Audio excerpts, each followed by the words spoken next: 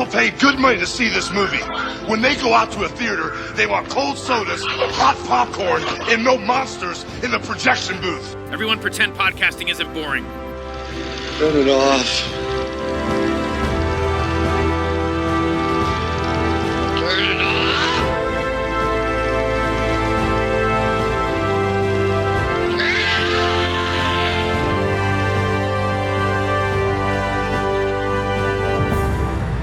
These views, it's surreal. We're getting too high. There's a wind current.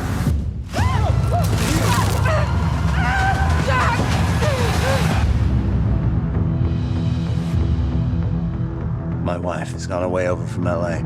It's our belated honeymoon. Here's to you.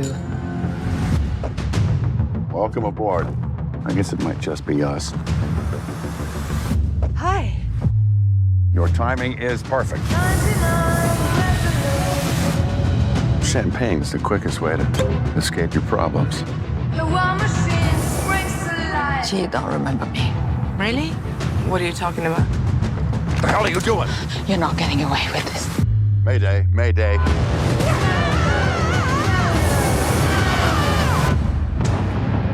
We have to get to that road.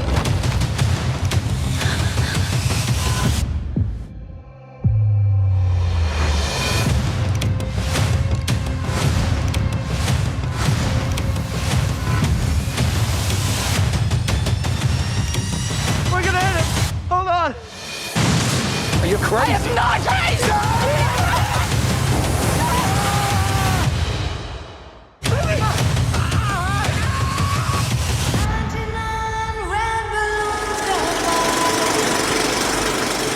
Hey folks, welcome to a special episode of the Projection Booth. I'm your host, Mike White. On this episode, I'm talking with Claudio Fäh. He is the director of the new film Turbulence, which is now currently available for your rental and viewing pleasure. It is a thriller that is set aboard a hot air balloon. Had a great time talking with Mr. Fäh, and I hope you have a great time listening to it. Enjoy the interview. Can you tell me a little bit about your journey into filmmaking? Because I know you've done a little bit of a lot of things.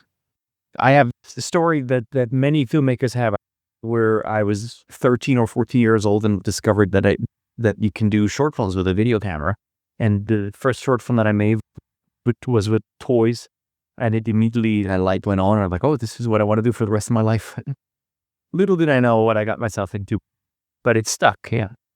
I saw that you not only direct and produce, but you also do visual effects. Is that right? My movies always have a good amount of visual effects in them. And there was a phase where I did help out with friends with visual effects because I just had a natural knack for it. But my passion definitely lies in directing whenever I get a chance to do it. What is it that attracts you to certain projects? Because you have such a diverse body of work. To be perfectly blunt and pragmatic about it, it's whatever I get to do. Not whatever I get to do. Of course, I do turn things down that don't connect with me, but I like the idea that I can get myself into things that I'm not familiar with and explore and find and discover new things. I think curiosity is the thing that is great to be able to live in your job. And as a director, if you're not curious, then I think you're in the wrong place. So discovering new things and exposing myself to new challenges with each movie is part of the reason why I'm doing this. There are a lot of challenging titles on your resume. How do you follow up Paul Verhoeven, do Hollow Man 2? That's a challenge. Yeah, that was a huge challenge. Again, it was an opportunity that was given to me. And at that point, you're like, oh, if they allow me to do this movie, of course I will. And then inside the process, you go, oh my God, how do I do this and not make a complete fool of myself? Because we're talking Paul Verhoeven. He's one of the best, the smartest, most celebrated filmmakers ever. And then we're given like a tenth of the budget to a follow-up movie. How can one succeed? But these are the challenges that sometimes are what this is all about. Well, it feels too that you're exploring space a lot, especially your last film before Turbulence with No Way Up, where people are trapped in the space. And Turbulence, very similar as far as there just being this small space. You're bottom of the ocean, up in the great outdoors. How is that? Are you throwing up challenges for yourself when you're working with Andy Mason on these projects?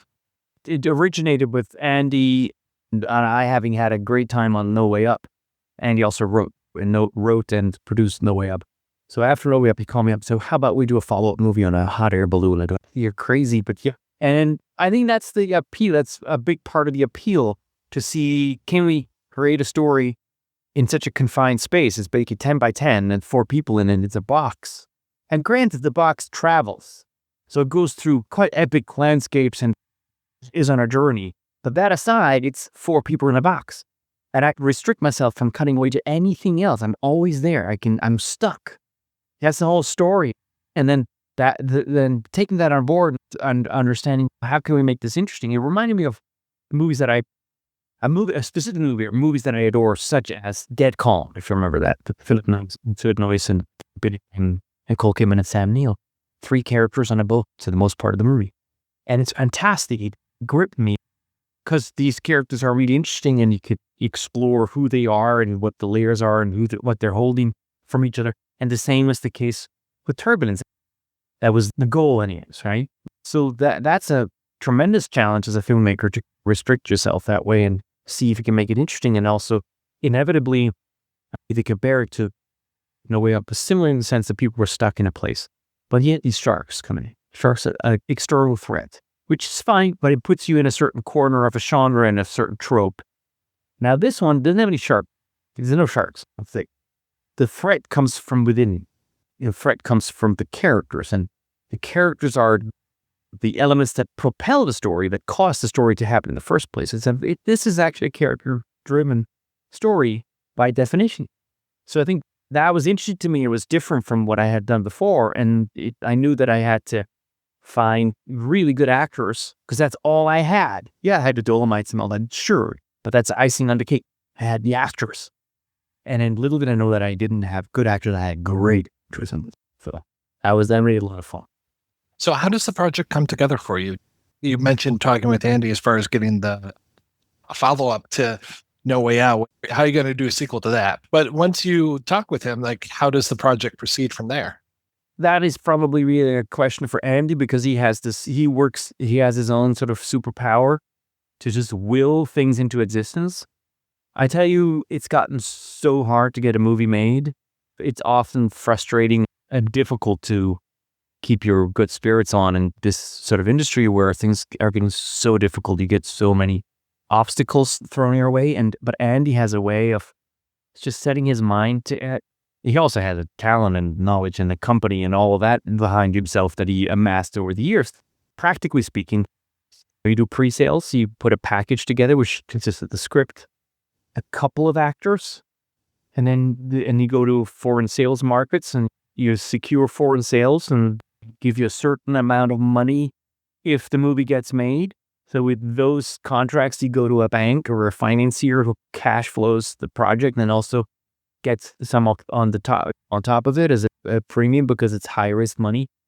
And then you combine it with tax credits and shoot it in places where you do get tax credits, and you gobble it together and it falls apart a couple times and then resurrects, and then you hope for the best and pray. It's a very nerve-wracking process often, until you actually start rolling cameras, and it's fraught with lots of pitfalls. And then of course you go, oh wow, there's just so much money we had to get. And then you're starting, but it's nowhere near enough money. Whoever is, oh, what? That means we have 22 days to shoot this. How am I supposed to do this? And everybody expects high rate, quality, blah. But I have 22 days. And yes, we're trying our best, and we have the best people. It's a constant battle, which keeps our lives interesting. So how and where do you shoot this? Obviously, you're talking about the Dolomites, but you're not flying people up in a gondola and shooting them under a hot air balloon? Yeah, you saw through that, didn't you? We did shoot in the Dolomites. We did go with a helicopter and acquired all the background plates and with very complicated aerial rig with an array of cameras that looks 360 degrees, and we flew through the path that the balloon eventually takes in various shapes and forms. So that allowed us to, at any given time, look everywhere in the sky, except for straight up and straight down. But we could look everywhere and amass all this crazy footage. And then we start pre-production in London and shot almost the entire movie on a soundstage at Twickenham Studios in Twickenham in London. And we had a basket that was suspended in the air inside the studio and waft wind and blow wind and all the rest of it, but shot it against blue screen. And then that required, I think, an unusual amount of imagination from the actors as well as the filmmakers to always understand where we're at within the journey, what the mountain range is that we're flying up against, what the weather is, how it changes. Because if you look, and you mentioned that there's this theme of space in my last two movies anyways, which I think is true. It's the manipulation of space that I think is the definition of what a director does. It compress space and time into a different form. So in this sense, if you look at it, they take off in the morning and then 70 minutes later, without ever having a time jump in the movie, they land and it's night. So somewhere in there, a whole day passes. And then the weather changes and it has to be seamless. Like I said, I can never cut away. I'm always there. So seamless transitions in essence, it's just one big scene, right? There's not nothing else. So how to break it up and how to create these transitions was very difficult for the actors also to bring their imaginations into this and understand the level of intensity at every given point in time. So that was the mechanicals of a challenge of it all. Once you get those actors in that gondola, are you allowed to shoot chronologically, or do you still have to jump around from scene to scene? So I wish we could have done the movie chronologically. One would think that this kind of a movie is a movie that should be able to be shot chronologically. We couldn't do this because of actor availabilities. So that added another complication. I go, okay, so how badly is she burned? We haven't shot the burn yet. We tried to keep it as chronological as possible, but it was not all the way through. So that added that would have been something that I could have lived without. I would have loved to be able to shoot it again, but it's just reality. They're all busy people, so they're all working other things to go with it. Well, and I imagine too with that gondola set, you have to be able to have pull away so that you can get the camera in there along with people. Again, that tightness has to be incredible. We said, together with the cinematographer Jaime Reynoso, who's a very close friend of mine, we said we want to be inside of it. So the smaller the camera is, the smaller the footprint of a lighting setup is, the better it is. The more we can be fluidly inside the circle of action and look every which way at every given point in time, the more will it counteract the inbuilt, inherent artificiality of the whole concept. So that we're hopefully inside the characters enough for people to go with the characters and be interested in them. And because again, it's all about the level of layers or the rooting we have in the characters, right? It's almost like we watch a stage play. That has to be interesting regardless of what the surroundings are. So try to capture that and really, building it on the characters was the goal. I imagine you were talking about the budget. I don't imagine there was enough to shoot this with a big volume going on around it. We considered that at this. It's why the movie fell apart before it kind of resurrected. At the beginning, there was this sort of desire by a big volumetric company to shoot this as almost like a showpiece for what virtual production could do. I have come to understand that this would have been the death of this movie anyways, because I believe, and maybe that's a bit too big of a statement, or maybe it's slightly misinformed or uninformed. In our world, I know we would have shot the wall and not the actors. But the wall still comes, and I've shot against the walls, still comes with a heavy burden of a huge crew that it's required. And it does limit you in terms of what cameras and what lenses and what kind of camera moves you can use. And I go, there's enough limitation. And I think there's a danger that technology, which is supposed to liberate you, actually restricts you in ways that it shouldn't.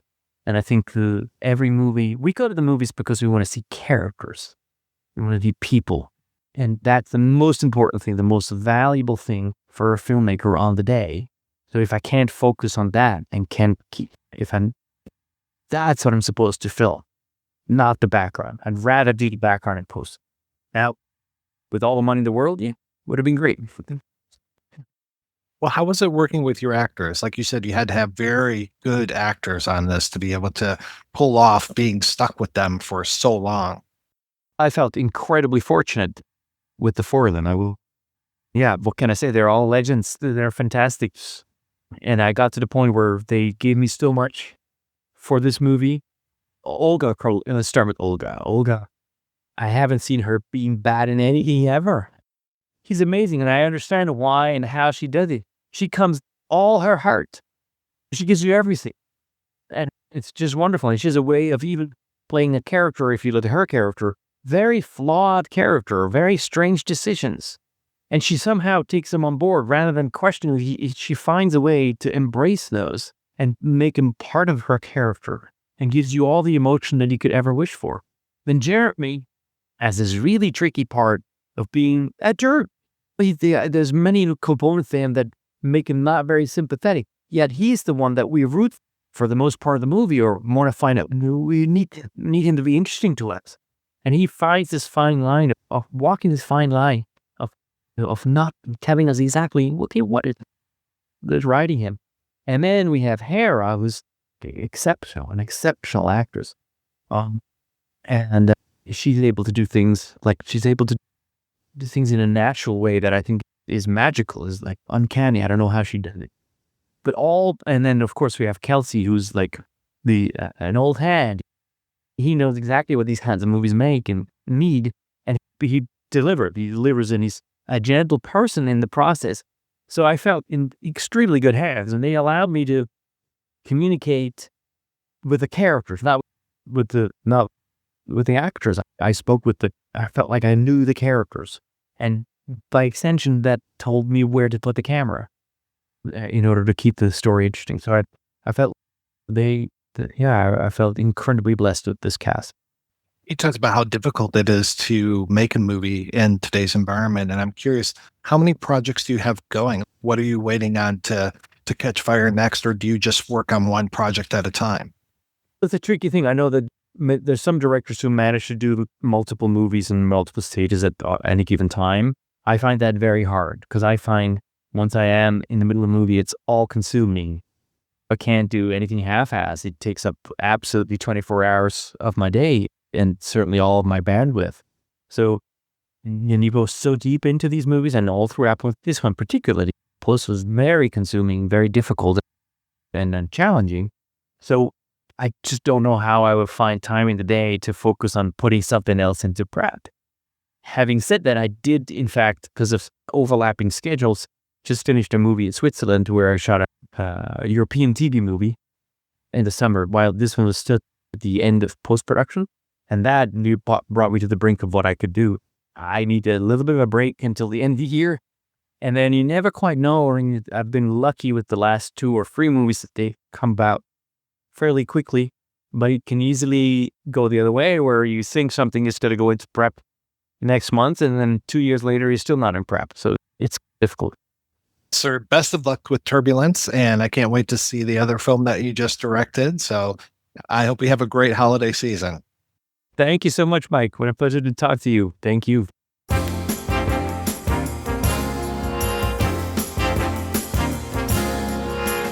you like to ride in my beautiful balloon? Would you like to ride in my beautiful balloon? We could float among the stars together, you and I. For we can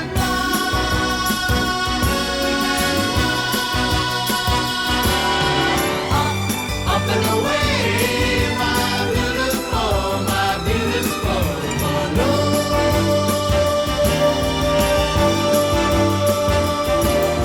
The world's a nicer place.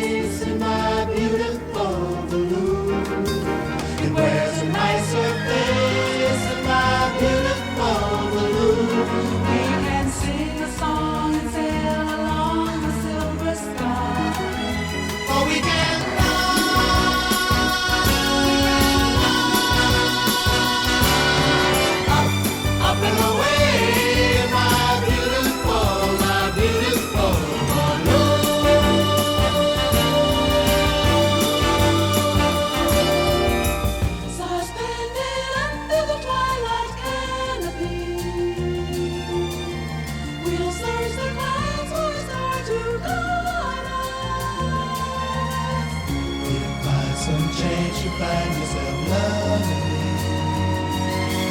Find a cloud behind us, we'll keep the moon beside us. Your love is waiting there in my beautiful balloon, way up in the air.